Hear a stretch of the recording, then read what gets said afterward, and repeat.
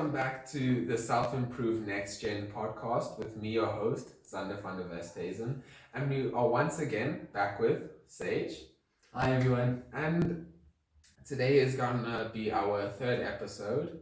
And today's topic is imposter syndrome. And what is imposter syndrome? How some examples of how to counteract it, consistency, my personal experiences, and Sage's personal experiences. So stay tuned, enjoy, try to take something from it, and let's get started. Imposter syndrome. What is imposter syndrome? Imposter syndrome is a feeling of not belonging in a certain area or field. It's just the feeling of not being enough with the people around you. You might be in a professional soccer team or a huge job or a workout routine. It doesn't really matter. You might just not feel adequate to be at that level yet because you might not have the self-confidence to feel that you're there. So just to keep it short, imposter syndrome is not feeling belonged in where you are at the moment. Would you agree with that? Yes, absolutely. I would say you're feeling out of place. Yeah. Like you're in a place and you just don't there's no place for you there. Yeah. Then that's when that's pretty much imposter syndrome when you feel like that. Yeah. Okay. Why does it happen? Imposter syndrome usually happens because of a lack of confidence or self-confidence at that. Or actually, it might even be not believing in yourself, not feeling that you are actually here because of what you went through or what work you put in. It's the feeling of just not wanting to be there because you just don't feel it. As in, you just can't see yourself at the level of where these other people are, where you might even be better than them, but the self-belief isn't there. So that is really why imposter syndrome doesn't or happens in people. It's the lack of self-belief in themselves. So would you agree with if not believing in yourself, that's where imposter syndrome or self-doubt at that can start creeping in? Yeah, it does. At the end of the day, if you don't have self-belief, you're going to feel like an imposter. Yeah. And if you don't have self-belief, that's because you're making promises to yourself or promises to other people, and promises to yourself and other people, and you don't keep them. Yeah. And when you don't keep those promises, you won't have confidence in yourself ever, which then leads to you feeling like an imposter, and you're not really one of those. Yeah. All it really is just someone who doesn't believe in themselves. Yeah. I think you nailed it spot on there. Self-belief definitely drives it. And if you're just going to do the things you say you're going to do every day, you will work your way naturally out of that without even having to try. So I would like to ask you, in your opinion, some examples of how to counteract it. I'm going to give a couple before you start. So a couple examples of how to counteract self-doubt or imposter syndrome is consistency and repetition of the same thing that you do. We keep it on this podcast. It's a huge topic for us, consistency. Without consistency, you'll never build a certain level. Without consistency, you'll never feel that you've put in enough to get to where you need to get. Yeah, and consistency is a driving factor to self-belief. The more you've put in, the more you can say, hey, I don't have imposter syndrome. I just believe in myself because I know what I've put in. I know what work I've put in. So some examples of this is just not lying to yourself anymore. We've mentioned it before, building trust with yourself. You have to start to get a place in life where you believe in yourself and believe in your abilities, but also push and achieve or put action, which is consistency, to your goal. And that is how you break through the barrier of imposter syndrome. Would you agree with that? Yeah, 100%. You can to add to that also self-awareness. Yeah. Is a very big factor for you, because if you can be aware of why you feel like that, then you can actually take the action steps to counteract why you feel like that, to fix that problem. Yeah. And then this goes away completely. Exactly. So would you mind giving us a couple, not tips, but ways to break through the barrier? Yeah, I think you need to have the one thing that works almost always is a mantra. Okay. It's a line that you say to yourself that means something to you. So you could call it something different from a mantra, like anything else, but I know a mantra is something that the Buddhists would say over and over to create a frequency in an area. Yeah, an aura. An aura, yes. And that frequency then attracts from the universe's frequencies. If whatever matches in the universe will come to that. Okay. So it's kind of the same thing. And if you can just go into your self-awareness and say, like, okay, cool, so I feel like this. I know it's not a real thing. Yeah. It's something that's made up, obviously. So if it's made up, then what's causing me to feel like this? Yeah. And you just go and you figure it out, and then whatever it is, go deal with that. Yeah. Like if it's you gotta go talk to your mom because she said something, then, and it's a scary conversation to have. Yeah. Go have a conversation and get it done with. And when you do that, you won't feel like that anymore. Yeah. So you have to be more self-aware about it. I think if you just go find the source and put that fire out, okay, and then you'll get so away. A lot of people have an issue with dealing, or not dealing, but going and looking at what the actual issue is.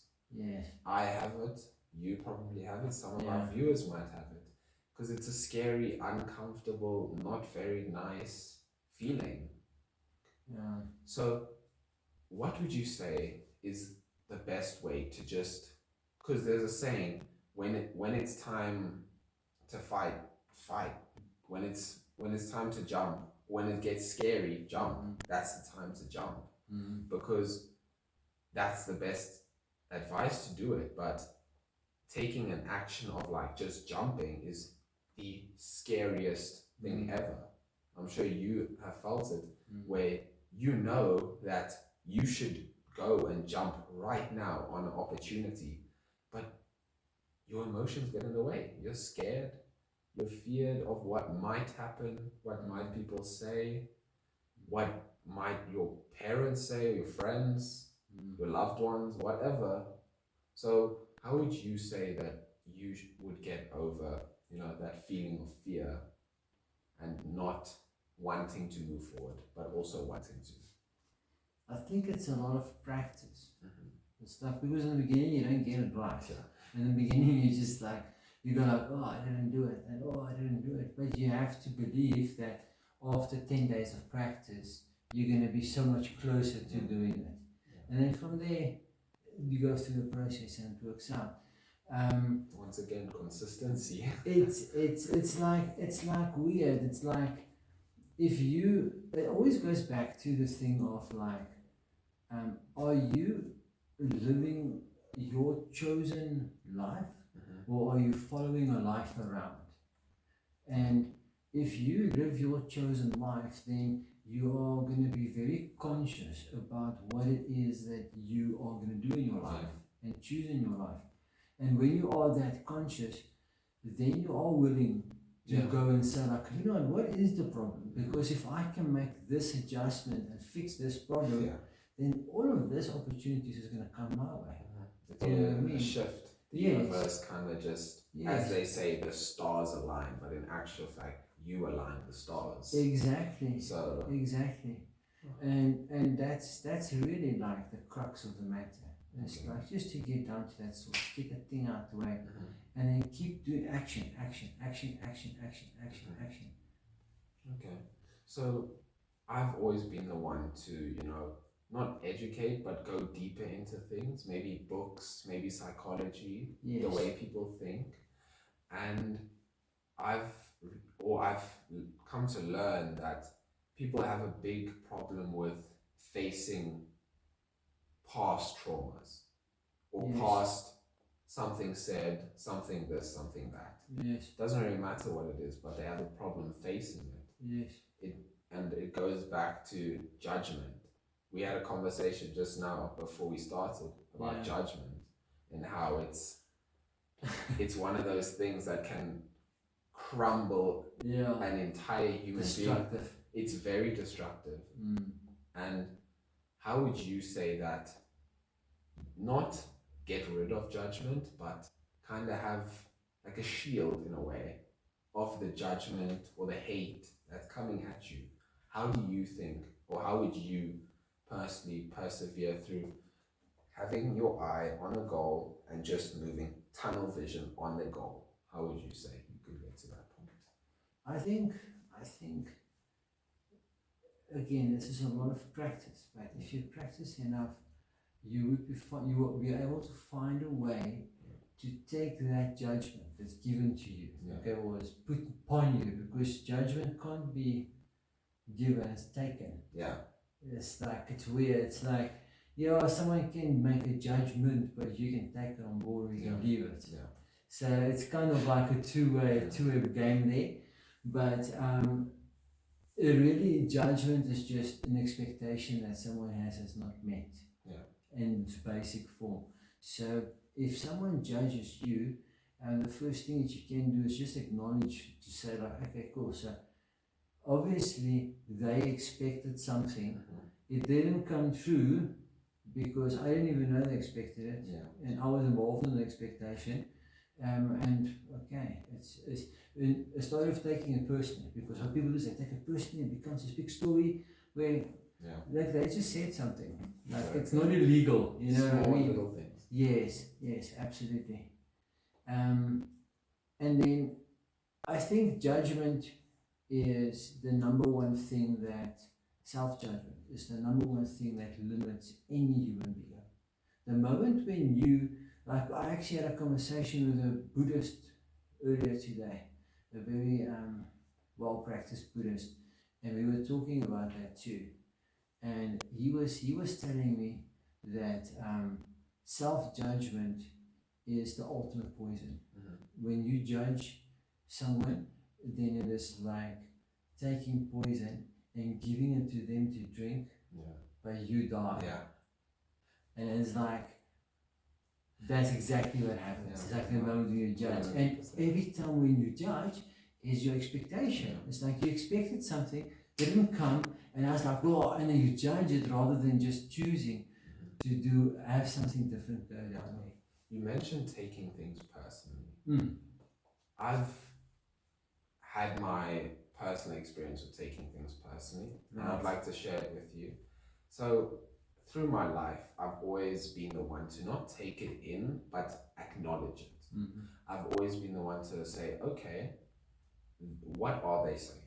Because maybe 80% of it might be total rubbish, but that other 20% could be valuable info.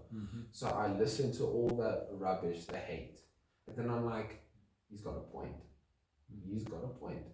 And I would just like for the viewers to try and start to slowly implement this. Try to analyze, okay, he said this. It might be a weakness. It might just be true.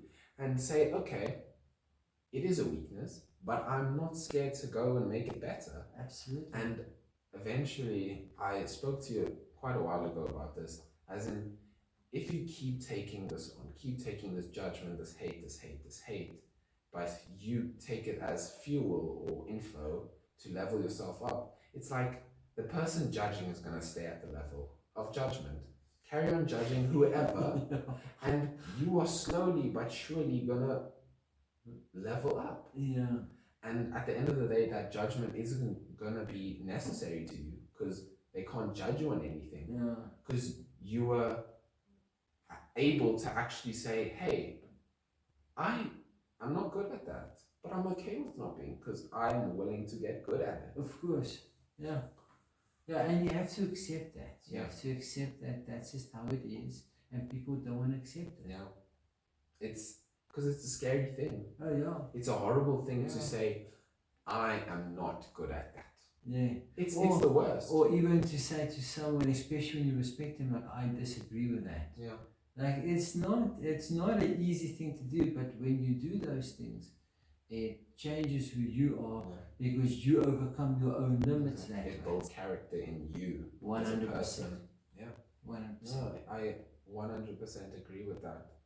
Even when you mentioned disagreeing with someone, it might not be nice in the situation as it is, but when you look back on it a week or 2 weeks, you have grown as a person. You were like, hey, I made a choice for myself. I made a decision, an opinion for me. For you, yes. No one 100%. I made an opinion on this matter for me. I agree with that. Yeah. And that any successful person has their own way of life. 100%. No one, you might feed off this or feed off that, but everybody's opinion is different. It might correlate, but even in the correlation, there are still disagreements. So, 100%. yeah, just the whole thing is that, like, if you don't ever take the mindset on to say, like, okay, I am responsible for my life. Like I say to myself every single day, I take full responsibility for my chosen way of life and its consequences. And I'll say to myself multiple times in the day, when I feel like things are a bit like unfair, it's like, oh, hold on. And I'll say that to myself because that's what it is. I'm responsible for the way that I choose to live every single day. And there's consequences, and sometimes they're not pleasant, but I know that's a part of the actual process. Yeah, it's a growing part. So let's do it. Let's get up and let's get going and let's get it done with. The quicker we get it done with, the better. You know what I mean? We mentioned this in a previous episode. Acceptance. I think that's what you're kind of getting at right now. Is 100%. acceptance of 100%. it is what it is. Like people say that people have always said to me, no, Xander, that's a horrible mindset to have, is what it is. But at the end of the day, it is what it is. It is what it is. Control what you can. If you can't, it is what it is. It's not in your hands to control that. It's in the universe. It's in what you believe in. Might be God, might be whatever religion. It's up to that. You have given power to that. Your story is already written out from the day you are born to the day you are dead. And it's continuous. It's laid out. It's waiting for you to just walk the path. And you can't choose it. You might have different ambitions and different goals, but your goal is set out there. You just have to go and be like, you have to go find it. And you have to be the best that you could be. And if you're the best that you could be, you are not going to feel like an imposter. Because if I go to bed at night, every single night, I ask myself, like, did I do my best today? And if I can really say yes, I did my best today, I wake up happy the next day. If I didn't, I don't wake up unhappy, but I'm close to unhappy the next morning, because like it's just like you just gotta like accept the fact that it's your life, and you're gonna have to make that choice in the moment when the moment comes. Exactly. We did veer off a little bit in imposter syndrome, but it all kind of adds up to everything. But I'd like to get into some of my personal experiences and your personal experiences, just to give the viewers some extra information. So I would like to start. So when I first went to my first professional club, I got my first call up. They were like, hey, I like how you play, cool. And in the moment I was like, yes, finally, relief. I was like, my work's paying off. Once I showed up, I was greeted with not unhappiness, but unwelcoming intentions. Of no one greeted me, no one said hello. Maybe one or two said hello just to be nice because I was a kid. Yeah, and through this trial in a way, I just didn't feel like I belonged. Like I just felt, yeah, maybe the professional life isn't for me. And I started to, kind of build up in a little ball or a little shell and be like, nah, I don't want to be here anymore. Nah, I'm okay. I just want to stay at home. I don't want to do it. Nothing. And the coach actually said this to me. I'm so grateful that the coach actually acknowledged it because many coaches don't. Yes. But he was like, don't think about it. Don't. Whatever happens, it happens. It doesn't matter. It's a game. You kick a soccer ball around. What is that? And that's good advice. It put me in the perspective of like, I'm just gonna go have fun. I put countless hours of work into this. I don't care what happens. I'm just gonna go enjoy myself, and that's what I did. And that's awesome. It paid off. Yeah. It's again, we mentioned this in a previous episode. I was able to achieve the flow state and just enjoy what I did. Yeah. Even though the teammates, the adults, were like, no, all of this. But I understand now why. Yes. It's the way to introduce people to their professional life. Yeah. I would do it. Yeah. It's because it's different. It's a toughening process because if you aren't willing to say, hey, I don't care what you do. I don't care what you say. I don't care anything. You guys might be professionals. Cool. Yeah. I don't care. Yeah. I'm gonna come here and show what I can do. Not you guys. And if you guys can do that in any venture of your life, of just say, screw you, I'm just going to show you what I can do. That's it. You will be very fulfilled in your life. You will enjoy everything you do. And you'll never, ever come home and be like, I just put on a mask. I just didn't do what I actually wanted to do.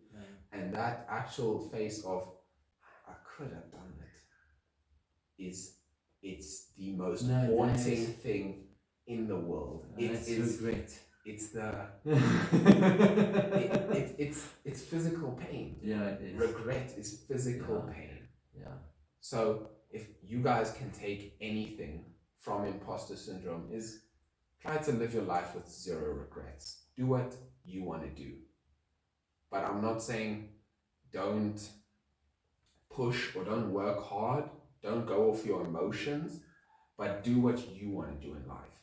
Set a goal, work your ass off to achieve that goal, and you'll never regret anything in your life.